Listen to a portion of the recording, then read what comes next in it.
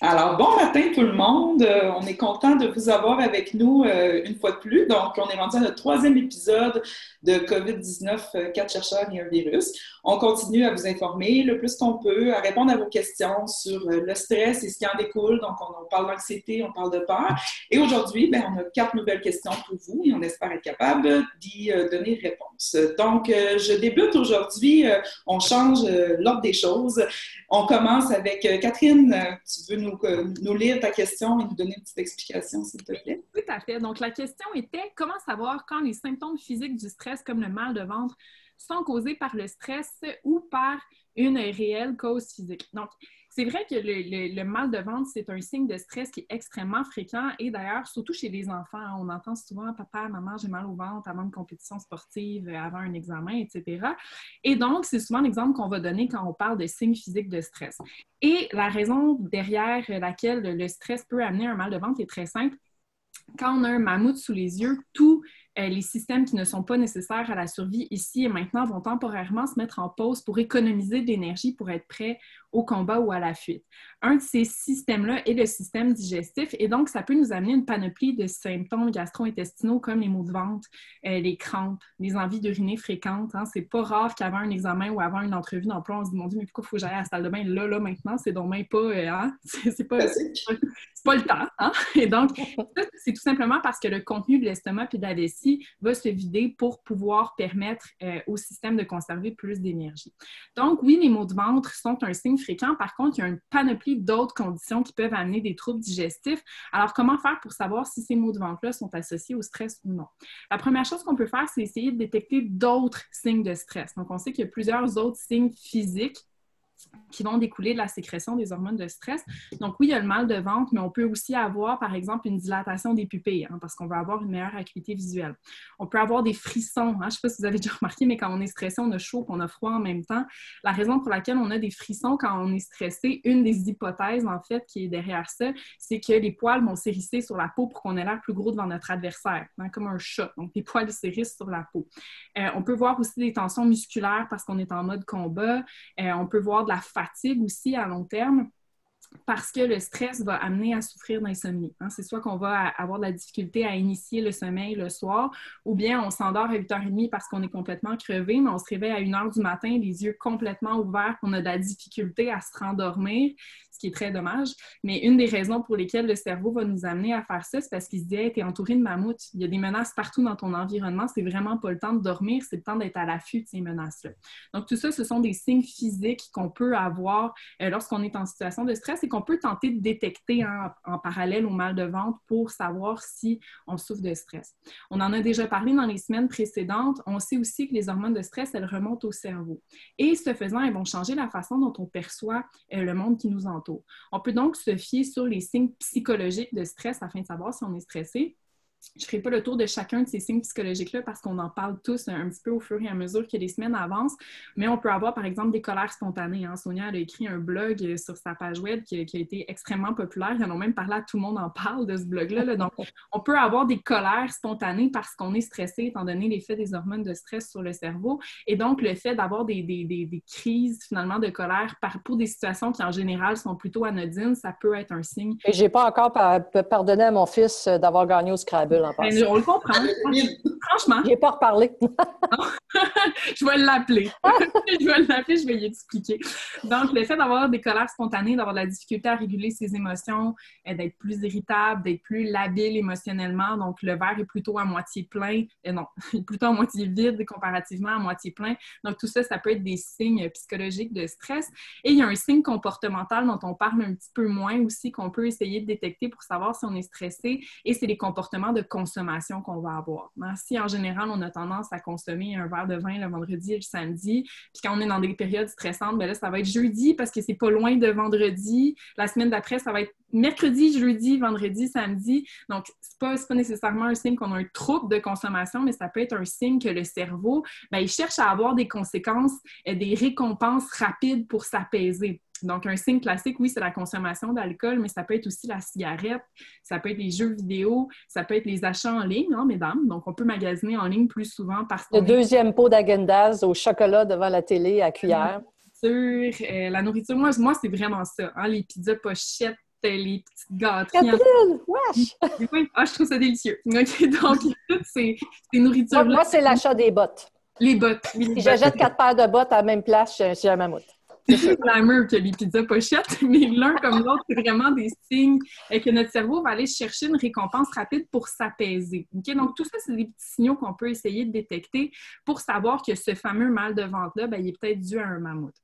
Une autre chose qu'on peut essayer de détecter, c'est la temporalité de ces symptômes-là. Donc, est-ce que vous avez mal au ventre à chaque fois que vous avez une rencontre avec votre patron? Bien, ça peut être un signe que ces rencontres-là ou bien votre travail vous pose un stress qui est fréquent. Donc, il y a déjà une participante après une conférence qui m'avait dit, moi, ce que je fais pour détecter mes mammouths, c'est que je me tiens un agenda. Donc, elle a un petit agenda, quand elle ressent ces symptômes-là, elle les écrit, puis à la fin de la journée, elle se pose la question, qu'est-ce qui est arrivé à ce moment-là? Ou bien, qu'est-ce que j'avais autour de ces symptômes-là qui peut m'amener à présenter des symptômes. Et donc, ça permet de relativiser et de mettre en contexte où je ressens du stress et pourquoi, pour par la suite mieux affronter ces stresseurs-là. Puis Sonia va en parler tantôt dans le webinaire, comment est-ce que je peux faire pour négocier ce stress-là ou ces émotions-là.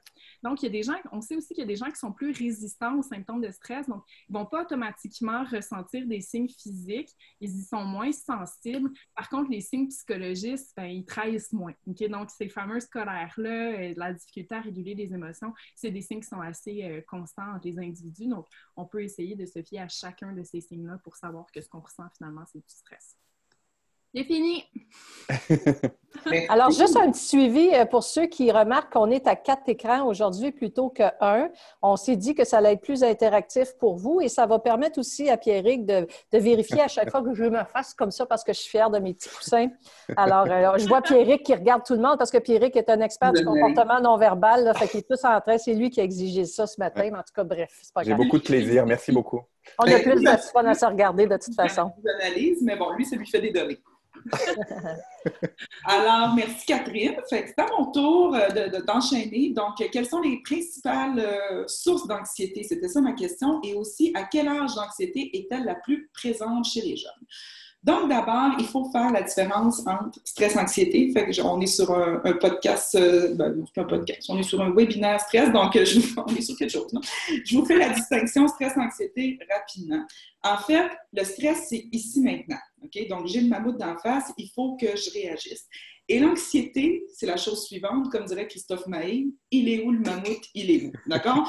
Donc, c'est un mammouth qui est à venir et non un mammouth qui est ici maintenant. Ça peut être un mammouth imaginaire, OK? Donc, c'est un mammouth que me fait un scénario dans ma tête, qu'est-ce qui va arriver? Mettons que le COVID rentre chez nous et donc, j'imagine des scénarios qui ne sont pas là. Ou ça peut être un mammouth aussi réel, mais futur, OK? Donc, il n'est pas ici maintenant, il est dans le futur. Donc, je suis anxieuse parce que je me mets à anticiper, à me projeter dans le futur par rapport à une entrevue d'embauche que j'aurai dans 3 semaines, par exemple. Donc, à ce moment-là, c'est un mammouth réel, il va arriver, mais il est dans le futur. Alors ça, c'est important. Des fois, on mélange stress, anxiété et pensez vraiment à la temporalité. Il est où le mammouth? Et ainsi, vous aurez votre réponse. Maintenant, c'est important aussi de dire qu'il y a différents types d'anxiété, je dirais. Alors, il ne faut pas non plus conclure que parce qu'on est une personne anxieuse, qu'on a nécessairement un trouble anxieux. Donc, on fait la distinction, en fait, en différentes nomenclatures d'anxiété. La première, ça s'appelle l'état d'anxiété. L'état d'anxiété, c'est très, très semblable, en fait, au stress. Donc, ça vient et ça part. Alors, ça va augmenter à la venue d'un examen. Mon anxiété va augmenter. Puis, suite à l'examen, je vais me sentir moins anxieuse. Donc, ça va vraiment souvent corréler avec le stress, mais c'est un petit peu plus tôt au niveau de la temporalité pour la raison que je viens de vous nommer. Donc, l'état d'anxiété, c'est tout à fait normal. On le vit tous à différents degrés. Il y a aussi le trait d'anxiété. On en avait parlé dans le premier épisode, en fait. Le trait d'anxiété, c'est un trait de personnalité. Hein? On a des gens qui sont extravertis, c'est un trait de personnalité. Bien, un trait anxieux, c'est aussi un trait de personnalité qu'on a tous à différents degrés. Okay? Donc, ce n'est pas un oui-non, c'est vraiment une espèce de continuum. Il y a des gens qui sont peu anxieux, il y a des gens qui sont plus anxieux. Ce n'est pas parce qu'on est haut sur le trait d'anxiété qu'on a nécessairement un trouble anxieux. Okay? C'est juste un trait de personnalité. C'est donc une tendance à se projeter dans le futur, à anticiper les coups, à voir venir les choses. Donc là, on va vraiment plus parler d'un trait. Et on a aussi le trouble anxieux qu'on entend de plus en plus parler dans les médias, dans les écoles, etc. Le trouble anxieux, c'est vraiment ce que le psychiatre va prendre pour diagnostiquer, pour dire vous avez par exemple un trouble panique, un trouble d'anxiété généralisée. Donc c'est une grande famille de plusieurs pathologies.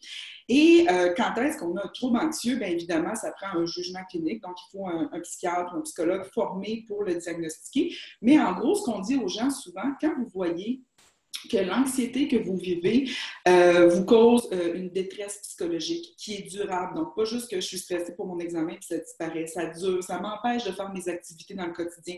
Ça m'empêche de faire mon rôle de maman ou de papa, d'aller à l'école, de jouer avec des amis, etc. Donc, quand ça joue sur plusieurs sphères de notre vie, la sphère personnelle, professionnelle, etc., et qu'on sent une détresse, soit chez soi-même ou encore chez notre enfant, là, par exemple, il faut vraiment penser à aller chercher de l'aide professionnelle. Okay? Donc, ça, c'est un peu notre nomenclature. Il fallait que je vous donne les définitions. Maintenant, c'est certain que stress et anxiété vont interagir. Okay? Donc, quelqu'un qui a un trait d'anxiété qui est fort, c'est sûr qu'il va avoir tendance plus facilement à détecter des mammouths et donc à être stressé. Donc, un anxieux va avoir tendance à être stressé plus facilement. Et de l'autre côté, c'est un cercle qui se nourrit. Donc, le stress va nourrir notre anxiété. Donc, lorsqu'on est stressé, on vous l'a dit plusieurs fois, mais lorsqu'on est stressé, oui, il y a une réponse physiologique, comme Catherine vient de l'expliquer, mais comme elle l'a dit, il y a des hormones aussi qui remontent au cerveau et donc qui vont venir un peu brouiller nos cartes. Et je dis souvent, quand on est stressé, on n'a pas nos lunettes en rose où la vie est belle. Okay? On a tendance à avoir des lunettes à donc on focus sur ce qui est négatif, on ne verra pas les choses positives, on va vraiment voir les choses négatives, donc on va avoir tendance à voir la prochaine situation comme étant probablement stressante. Fait que d'une façon comme de l'autre, le stress va nous rendre un petit peu plus anxieux et notre anxiété va venir nourrir aussi notre réponse de stress. Alors, c'est sûr que les deux phénomènes vont interagir et se nourrir. Maintenant, est-ce que les sources d'anxiété sont différentes? Bien, comme j'ai dit tantôt, les sources, ça va être les mêmes que nos sources de stress parce que la seule différence, c'est la temporalité. Donc, on peut être anxieux sur un mammouth à venir. Donc, c'est vraiment au niveau de la temporalité.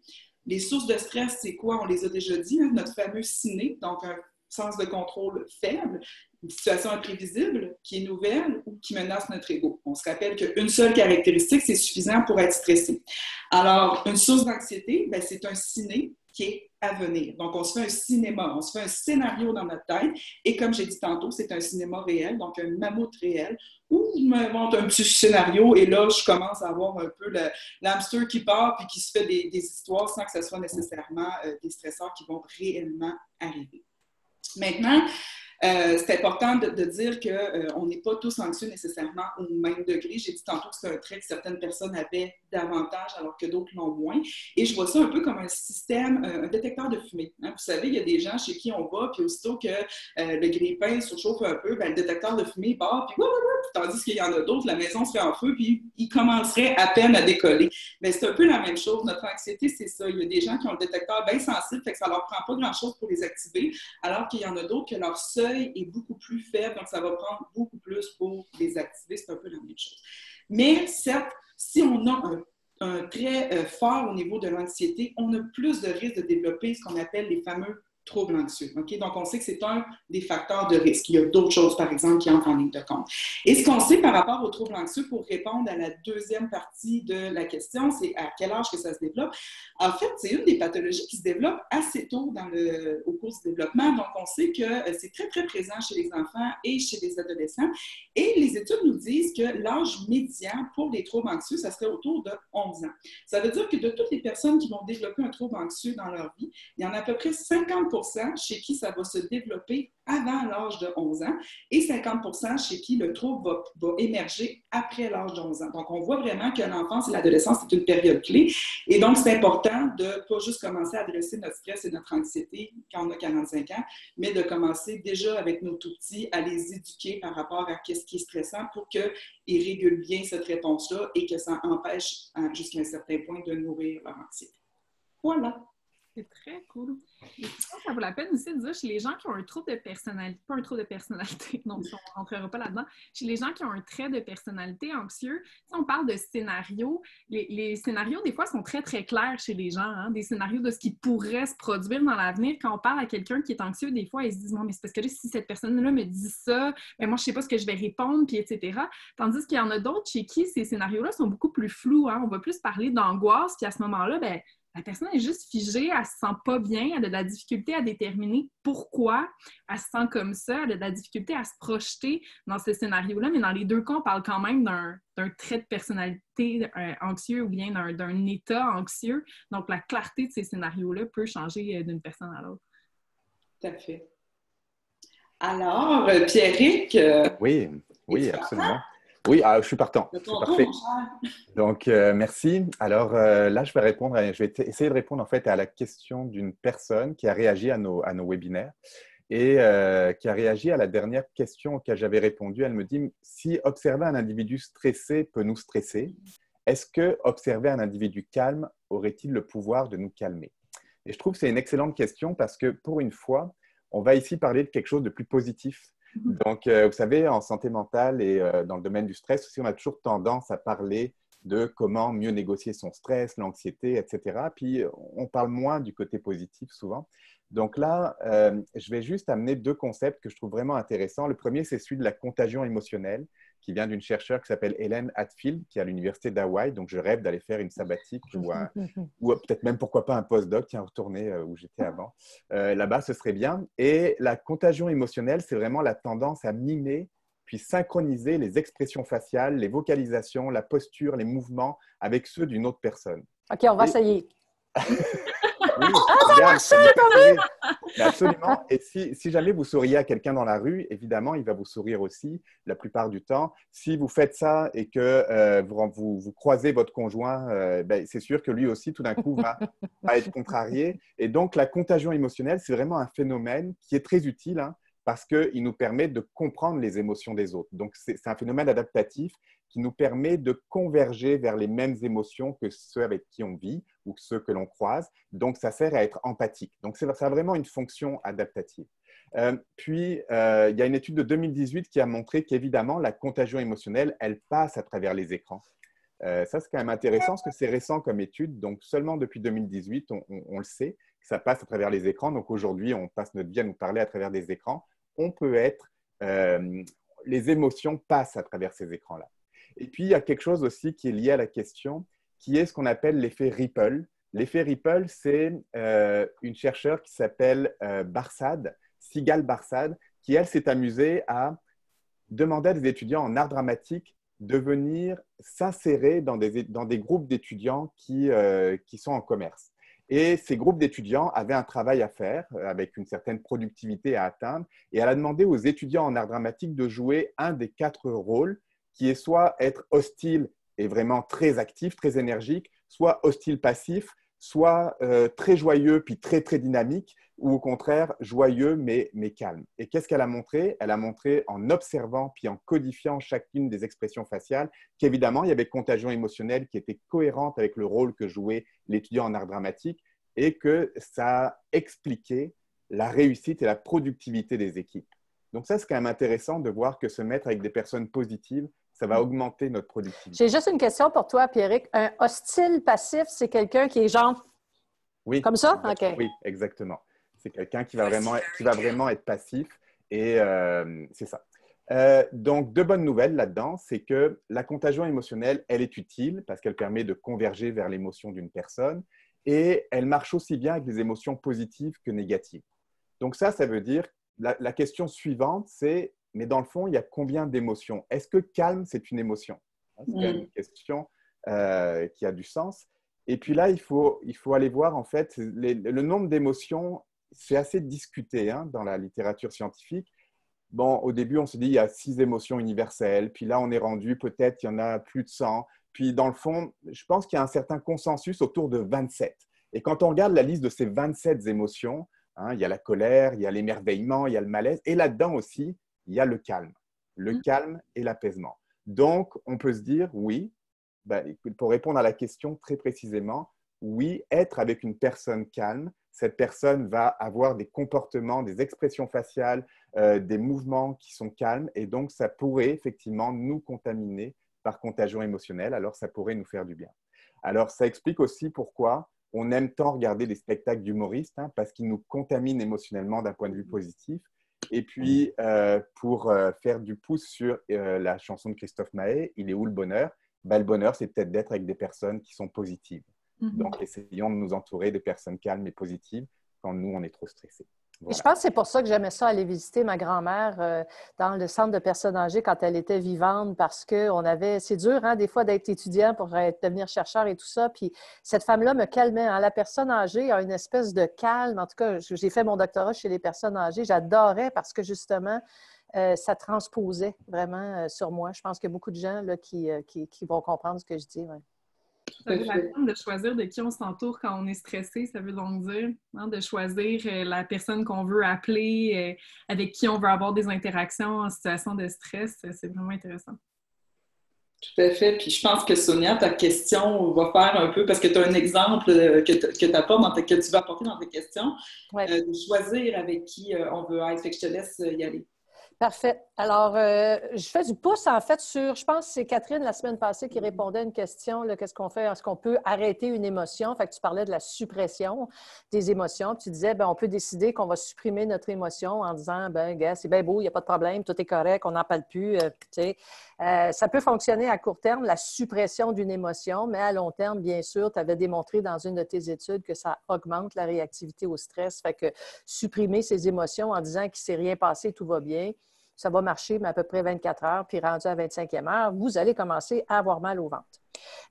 Et donc, j'ai dit, je vais faire du millage pour vous dire un peu qu'est-ce qu'on peut faire quand on parle de régulation émotionnelle. Mais juste avant, je veux juste vous dire d'où ça vient, cette idée de régulation émotionnelle. Je pense que ça vient aussi du fait qu'on s'est rendu compte assez rapidement que les humains, ça ne sait pas trop quoi faire avec une émotion négative. Moi, j'ai toujours dit, j'adore voir quelqu'un tenter de négocier une émotion négative. C'est un peu comme une patate chaude. Ils sont vraiment comme, prends-la, j'en veux pas, prends-la. On ne sait pas quoi faire avec une émotion négative.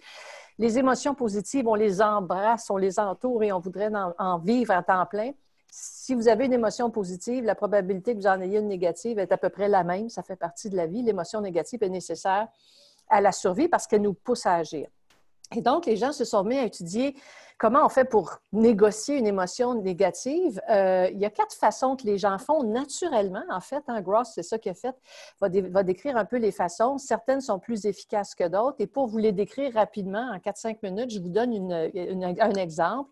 Je ne sais pas, moi, tiens, Catherine, admettons que tu as un examen là, pour soutenir ta thèse de doctorat dans 2 semaines, puis tu es hyper... c'est ce qui va arriver. Et donc, tu es dans un état anxieux, comment on racontait tantôt, c'est temporaire, mais n'empêche, tu es super anxieuse, tu as de la misère, tu as mal au ventre, etc. Donc, tu ne veux pas rester pris toute seule avec cette émotion-là. On te dit que le soutien social, c'est bien important. Fait que tu dis, ça y est, je vais appeler une de mes copines pour aller manger au restaurant. Là, tu as 2 choix, tu as 2 copines dans la vie, qu'est-ce que tu veux? Tu peux soit appeler Sarah. Et là, tu sais que Sarah, ce qui va arriver, Sarah, c'est une grande anxieuse. Puis là, tu dis, ouais, mais il y a des bons us de chance qu'en appelant Sarah, elle va passer la soirée, elle me dire, oh mon Dieu, qu'est-ce qui va arriver si tu ne deviens pas docteur? Puis tu dis, bon, bref. Ou tu peux appeler Michel. Puis Michel, elle, tu sais que ça ne la dérange pas vraiment que tu soutiennes ta thèse de doctorat. Elle risque de te parler de théâtre toute la soirée. Puis voilà.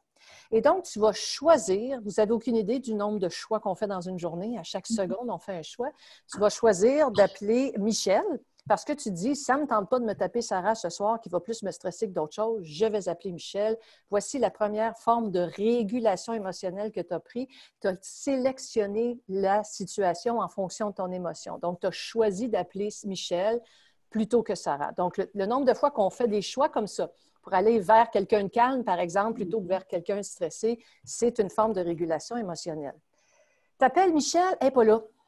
Quand tu es pris, tu dis, il me reste juste à appeler Sarah, je n'ai pas le choix, sinon je suis toute seule.